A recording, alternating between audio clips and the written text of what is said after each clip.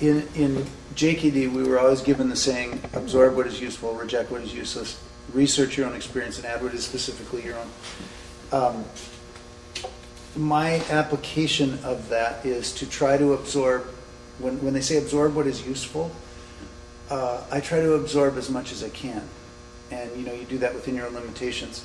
As far as reject what is useless, I think the one thing that I've learned over time is you don't actually know what's useless.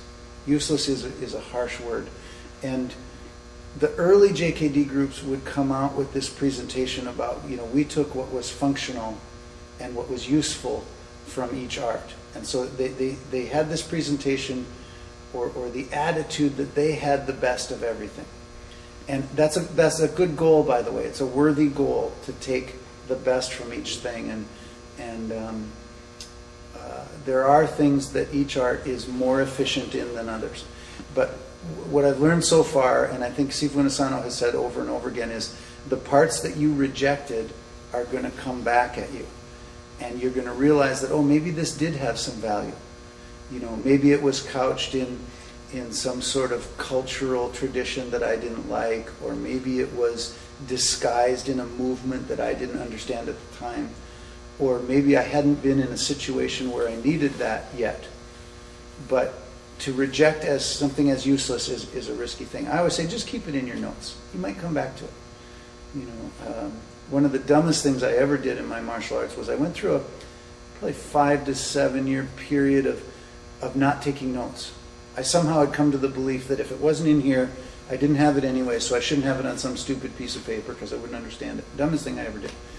Because I wish I had notes for that time. We were still doing lots of seminars and all this stuff. I just didn't take notes. I just didn't feel the need.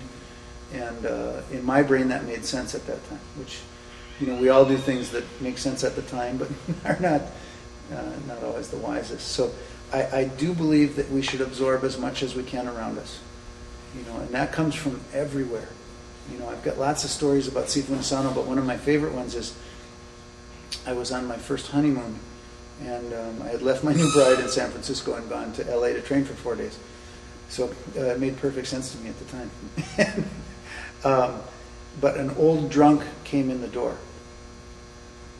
And I was working in some security jobs then, and so my first instinct was to get in front of Mr. Asano and be prepared to handle this old drunk. And he was a little aggressive and whatever. Nothing happened and he left. But as he left, Sifu Asano went, Rick, he's right. Did you see the way he's moving his base? That's good footwork. And I thought, you're learning from some old drunk.